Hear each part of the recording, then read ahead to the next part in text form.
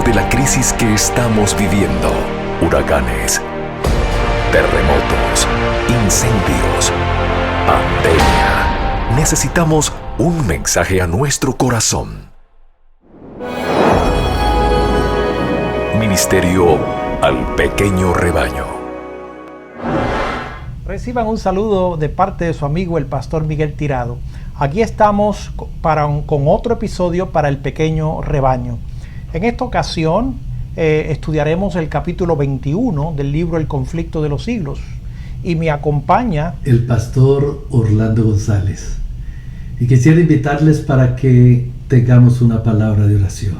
Dios eterno, continuamos en esta serie del conflicto de los siglos para presentar a cada uno de nuestros amigos la experiencia de fe de muchos hombres en el conocimiento y en el crecimiento de la palabra de Dios y en la manera como tú te revelaste. Y así como la fe de ellos fue acrecentada y tu gloria derramada, ven para estar con nosotros y trae tu bendición a nuestro hogar y a nuestra presencia. En el nombre de Jesús. Amén. En la profecía del primer mensaje angélico, en el capítulo 14 de Apocalipsis, se predice un gran despertamiento religioso bajo la influencia de la proclamación de la próxima venida de Cristo. Se ve un ángel volando en medio del cielo, teniendo el evangelio eterno que anunciar a los que habitan sobre la tierra, y a cada nación, a cada tribu, a cada lengua y a cada pueblo. A gran voz proclama este mensaje: teme a Dios y dadle gloria, porque ha llegado la hora de su juicio. Y adora a aquel que hizo el cielo, la tierra y el mar y las fuentes de las aguas. Apocalipsis capítulo 14, versículos 6 y 7. Las circunstancias de que se diga que es un ángel el heraldo de esta advertencia no deja de ser significativa. La divina sabiduría tuvo bien representar el carácter augusto de la obra del mensaje que se debía cumplir y el poder y gloria que debía acompañarlo, por la pureza, por la gloria y por el poder del mensajero celestial. Y el vuelo de ese ángel en medio del cielo, la gran voz con la que se iba a dar la amonestación y su promulgación a todos los que habitan en la tierra, a cada nación, tribu, lengua y pueblo, evidencian la rapidez y la extensión universal del movimiento. El mismo mensaje revela el tiempo en que este movimiento debe realizarse. Se dice que forma parte del Evangelio eterno y que anuncia el principio del juicio. El mensaje de salvación ha sido predicado en todos los siglos, pero este mensaje es parte del Evangelio que solo podía ser proclamado en los últimos días, pues solo entonces podía ser verdad que la hora del juicio había llegado. Las profecías presentan una sucesión de acontecimientos que llevan al comienzo del juicio. Esto es particularmente cierto en el libro de Daniel. Pero la parte de su profecía que se refería a los últimos días, debía Daniel cerrarla y sellarla hasta el tiempo del fin. Un mensaje relativo al juicio, basado en cumplimiento de estas profecías, no podía ser proclamado antes de que llegase aquel tiempo. Pero el tiempo del fin, dice el profeta, muchos correrán de aquí para allá y la ciencia se aumentará, como lo dice en el libro de Daniel, el capítulo 12, el versículo 4. El apóstol Pablo advirtió a la iglesia que no debía esperar la venida de Cristo en el tiempo de él. Ese día, dijo él, no puede venir sin que haya venido primero la apostasía. y sin que haya sido revelado el hombre de pecado. Segunda de Tesalonicenses, capítulo 2, versículo 3. Únicamente después que se haya producido la gran apostasía y se haya cumplido el largo periodo del reino del hombre de pecado, podemos esperar el advenimiento de nuestro Señor. El hombre de pecado, que también es llamado misterio de iniquidad, hijo de perdición y el inicuo, representa al papado, el cual, como está predicho en las profecías, conservaría su supremacía durante 1260 años. Este periodo terminó en 1798. La venida del Señor no podía verificarse antes de esa fecha. San Pablo abarca con su aviso toda la dispensación cristiana hasta el año 1798. Y solo después de esa fecha debía ser proclamado el mensaje de la segunda venida de Cristo. Semejante mensaje no se predicó en los siglos pasados. San Pablo, como lo hemos visto, no lo predicó. Predijo a sus hermanos la venida de Cristo para un porvenir muy lejano. Los reformadores no lo proclamaron tampoco. Martín Lutero fijó la fecha del juicio para cerca de los 300 años después de su época. Pero después de 1798, el libro de Daniel ha sido desellado. La ciencia de las profecías ha aumentado y muchos han proclamado solemnemente el mensaje del juicio cercano. Así, en el caso de la Gran Reforma del siglo XVI, el movimiento adventista surgió simultáneamente en diferentes países de la cristiandad, tanto en Europa como en la América.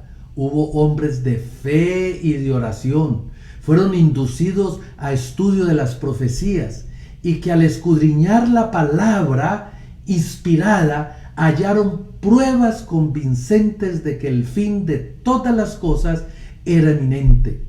En diferentes países habían grupos aislados de cristianos que por el solo estudio de las Escrituras llegaron a creer que el advenimiento del Señor estaba cerca. En 1821, 3 años después de haber llegado Miller a su modo de interpretar las profecías que fijan el tiempo del juicio, Joseph Wolf, el misionero universal, empezó a proclamar la venida del Señor. Wolf había nacido en Alemania, de origen israelita, pues su padre era rabino. Desde muy temprano se convenció de la verdad de la religión cristiana.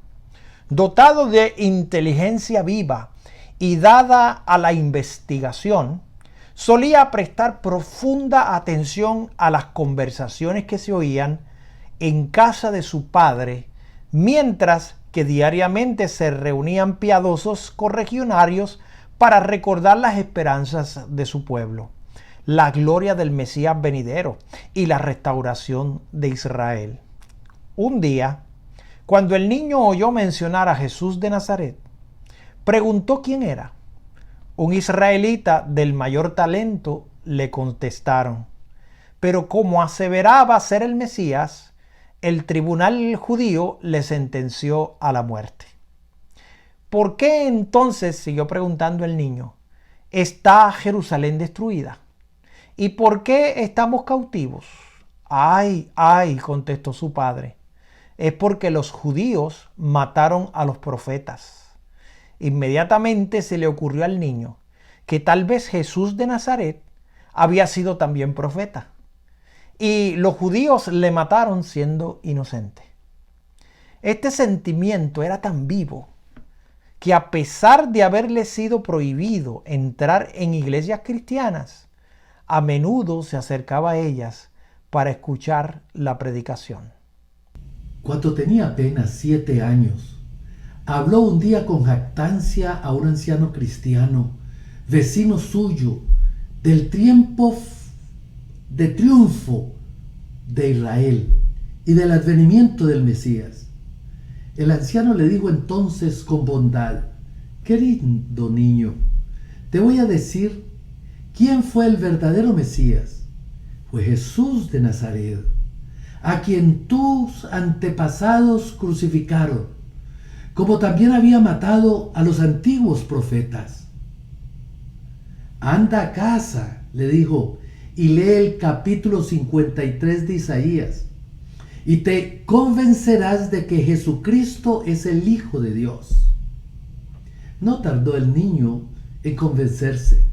Se fue a casa y leyó el pasaje correspondiente, maravillándose al ver cuán perfectamente se había cumplido en Jesús de Nazaret.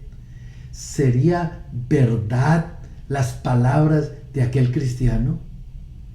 El muchacho pidió a sus padres que le explicaran la profecía, pero lo que recibió fue un severo silencio, que nunca más se atrevió a mencionar el asunto.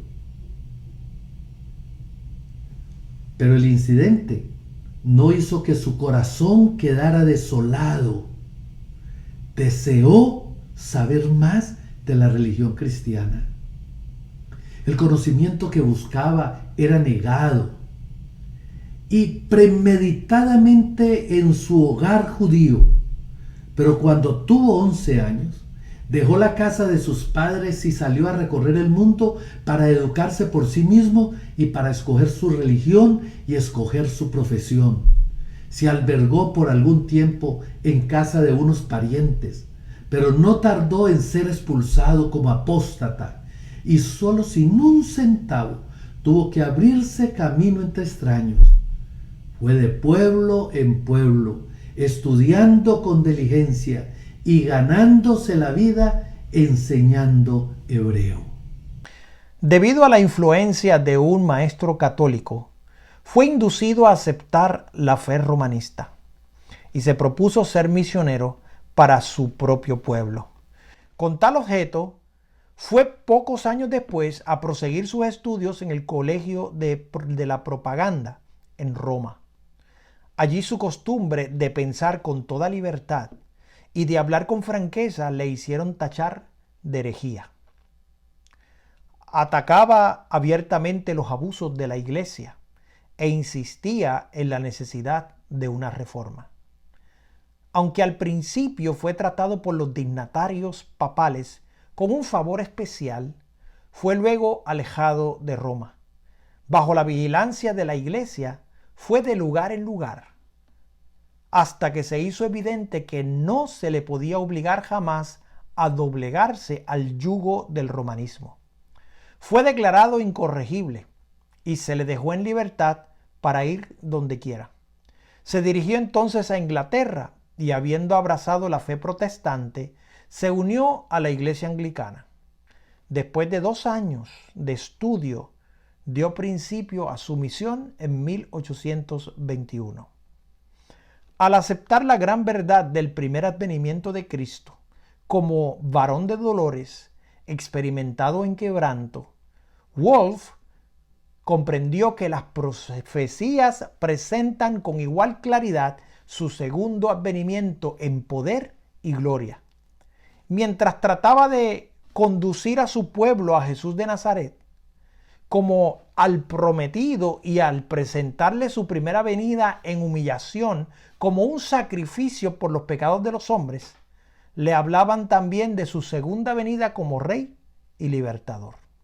Jesús de Nazaret, decía él, verdadero Mesías, cuyas manos y pies fueron traspasados, que fue conducido como cordero al matadero y que fue varón de dolores y experimentado en quebranto, que vino por primera vez después de que el cetro fue apartado de Judá y la vara del gobernador de entre sus pies vendrá por segunda vez en las nubes del cielo y con trompeta de arcángel.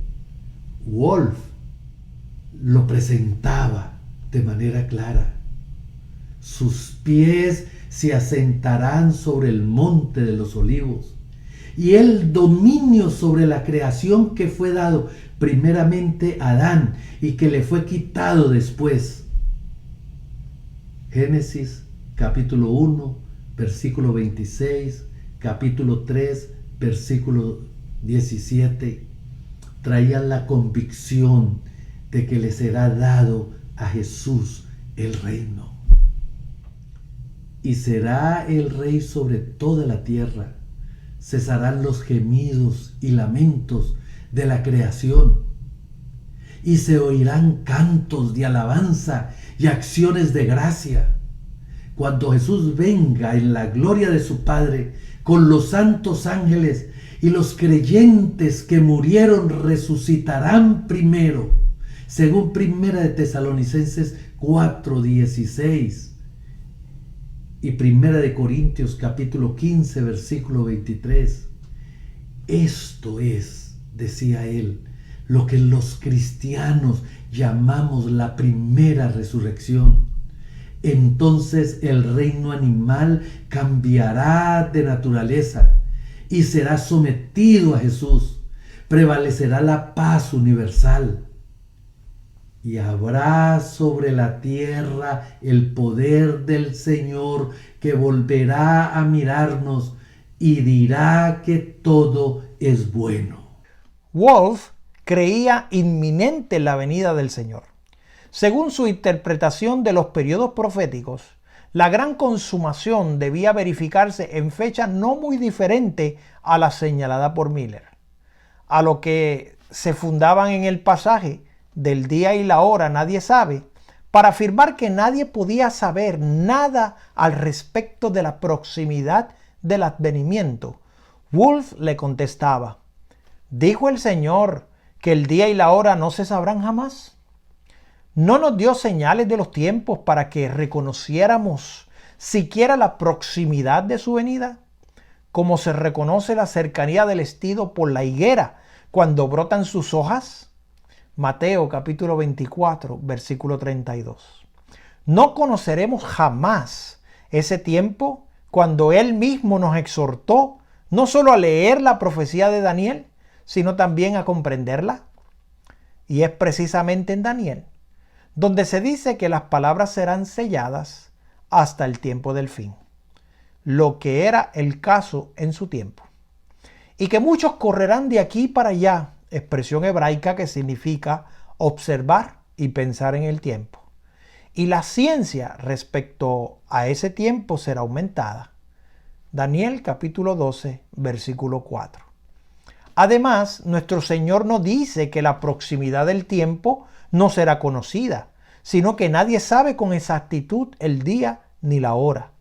Dice que se sabrá bastante por las señales de los tiempos, para inducirnos a que nos preparemos para su venida, así como Noé preparó el arca. Respecto al sistema popular de interpretar, o mejor dicho, de torcer las escrituras, Wolf escribió lo siguiente: la mayoría de las iglesias cristianas se han apartado del claro sentido de las escrituras para adoptar el sistema fantástico de los budistas. Creen que la dicha futura de la humanidad consistirá en cercenarse en el aire y suponen que cuando se lee judíos debe entenderse gentiles y cuando se lee Jerusalén debe entenderse la iglesia, y que si se habla de la tierra es por decir el cielo, que por la venida del Señor debe entenderse el progreso de las sociedades, de misiones, y que subir a la montaña de la casa del Señor significa una gran asamblea de los metodistas. Durante 24 años que transcurrieron desde el 1821 hasta el 1845, Wolf hizo muchísimos viajes. Recorrió en África, en Egipto, en Abisinia, en Asia, Palestina, en Siria, en Persia, en Bokhara y en la India. Visitó también los Estados Unidos de Norteamérica. Y de paso, para aquel país predicó en la isla de Santa Elena. Llegó a Nueva York en agosto de 1837 Y después de haber hablado en aquella ciudad, predicó en Filadelfia y en Baltimore, y finalmente se dirigió a Washington. Allí dice, debido a una proposición hecha por el expresidente John Quincy Adams, en una de las cámaras del Congreso, se me concedió por unanimidad el uso del Salón del Congreso para una conferencia que di un sábado y que fue honrada con la presencia de todos los miembros del Congreso, como también del obispo de Virginia y del clero y de los vecinos de Washington.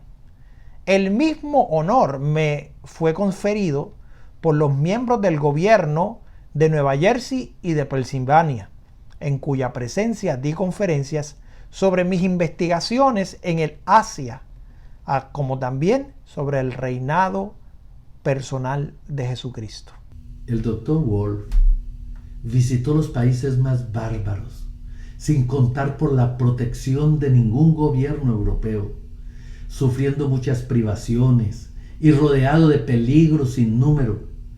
Fue apaleado, reducido al hambre, vendido como esclavo y condenado 3 veces a muerte. Fue atacado por bandidos y a veces estuvo a punto de morir de sed.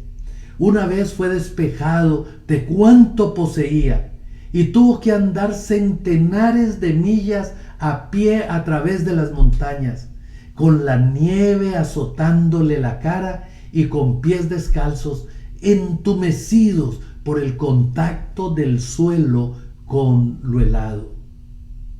Cuando se le aconsejó que no fuera sin armas entre tribus salvajes y hostiles, declaró estar provisto de armas, la oración y el celo por Cristo y la confianza en la ayuda divina. Además decía, llevar el amor de Dios y de mi prójimo en mi corazón y la Biblia en mi mano. Donde quiera fuese, llevaba siempre consigo la Biblia en hebreo o en inglés. Hablando de uno de sus últimos viajes, dice él, solía tener la Biblia abierta en mis manos. Sentía que mi fuerza estaba en el libro y que su poder me sostendría. Perseveró así en sus labores hasta que el mensaje del juicio quedó proclamado en gran parte del mundo habitado. Distribuyó la palabra de Dios entre los judíos, los turcos, París, los hindúes y entre otros muchos pueblos y razas, anunciando por todas partes la llegada del reino del Mesías. En sus viajes por Bokhara, encontró profesada la doctrina de la próxima venida del Señor entre un pueblo remoto y aislado. Los árabes del Yemen, dice, poseen un libro llamado Seera, que anuncia la segunda venida de Cristo y su reino de gloria, y esperan que grandes acontecimientos han de desarrollarse en el año 1840. En el Yemen pasé 6 días con los hijos de Recab. No beben vino, no plantan viñas, ni siembran semillas. Viven en tiendas y recuerdan las palabras de Jonadab, hijo de Recab. Y encontré entre ellos hijos de Israel, de la tribu de Dan, quienes en común con los hijos de Recab esperan que antes de mucho vendrá el Mesías en las nubes del cielo. Otro misionero encontró una creencia parecida en Tartaria. Un sacerdote tártaro preguntó al misionero ¿cuándo vendría Cristo por segunda vez? Cuando el misionero le contestó que no sabía nada de eso, el sacerdote pareció admirarse cuando de tanta ignorancia por parte de uno que profesaba enseñar la Biblia, y manifestó su propia creencia fundada en las profecías de que Cristo vendría hacia 1844. Ahora, desde 1826, el mensaje del advenimiento empezó a ser predicado en Inglaterra, pero en este país el movimiento no tomó forma tan definida como en los Estados Unidos de Norteamérica. No se enseñaba tan generalmente la fecha exacta del advenimiento, pero la gran verdad de la proximidad de la venida de Cristo en poder y gloria fue extensamente proclamada.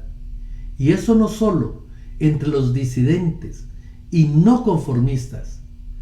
El escritor inglés Murray Brooke dice que cerca del 700 ministros de la iglesia anglicana predicaban este evangelio del reino, el mensaje que fijaba el año de 1844 como fecha de la venida del Señor.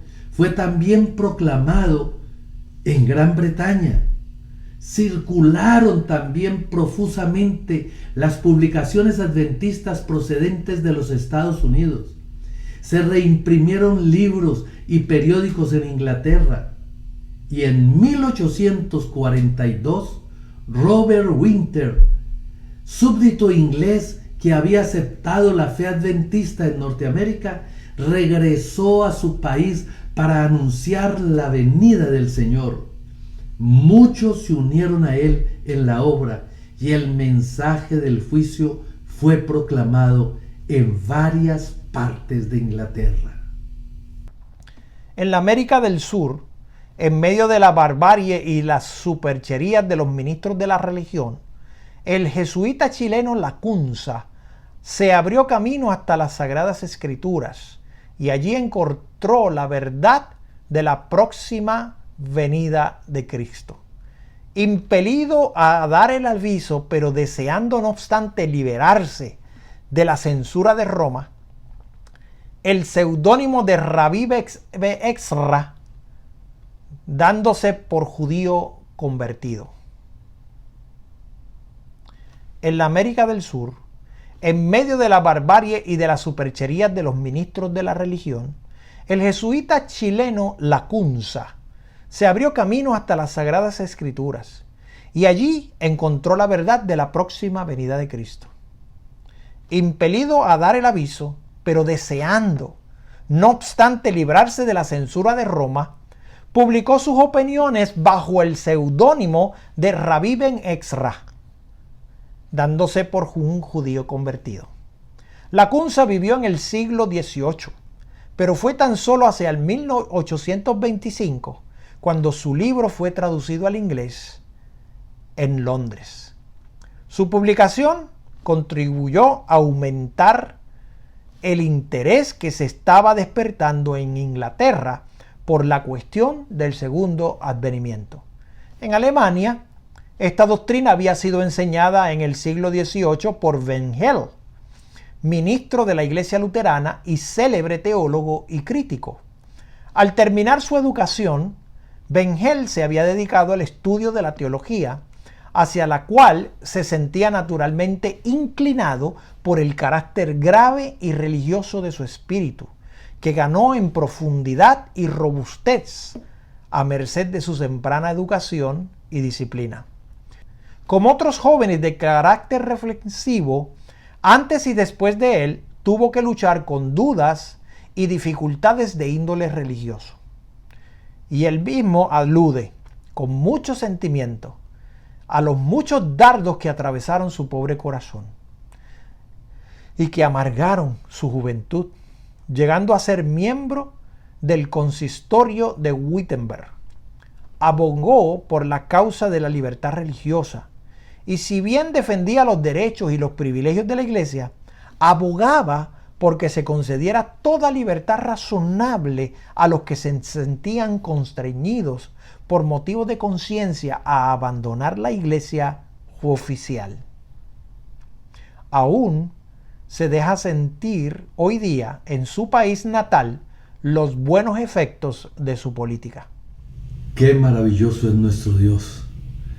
La manera como su palabra a través de las edades ha impresionado la mente de hombres de fe que estuvieron dispuestos a ir al sacrificio. Mi querido amigo,